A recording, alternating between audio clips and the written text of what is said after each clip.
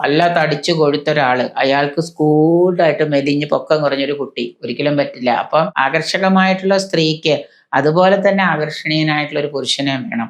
ആകർഷണീയതയുള്ള സ്ത്രീക്ക് പുരുഷനും വേണം, പുരുഷൻ ആകർഷണീയനാണെങ്കിൽ അവൾക്ക് സ്ത്രീയും വേണം. പലപ്പോഴും അത് ലഭിച്ചാലേ നമുക്ക് സമത്വവും ഐക്യമൊക്കെ ഉണ്ടാകുള്ളൂ. വിവാഹ പൊരുത്തത്തിലെ ശരീര പൊരുത്തം അല്ലെങ്കിൽ ദേഹപ്പൊരുത്തം നോക്കണോ? ചിലവർ പറയും മനപ്പൊരുത്തമൊക്കെ നല്ലതുള്ളതുകൊണ്ട് ഞങ്ങൾ കല്യാണം അങ്ങോട്ട് കഴിച്ചു.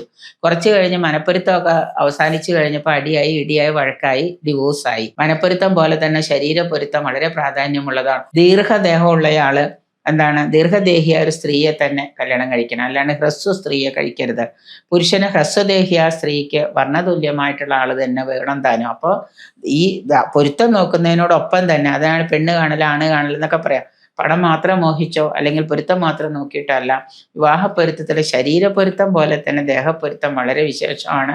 ഇത് രണ്ടും കൂടെ കൂടിച്ചേരുമ്പോൾ മാത്രമേ സുദീർഘമായിട്ടും നല്ല തരത്തിലുള്ള ഒരു ദാമ്പത്യം ഉണ്ടാവുള്ളൂ. അപ്പൊ അതിനും കൂടെ നമ്മൾ പ്രാധാന്യം കൊടുക്കണം എന്നുള്ളതാണ് ഈ ആചാര്യന്മാർ പറഞ്ഞിട്ടുള്ളത്.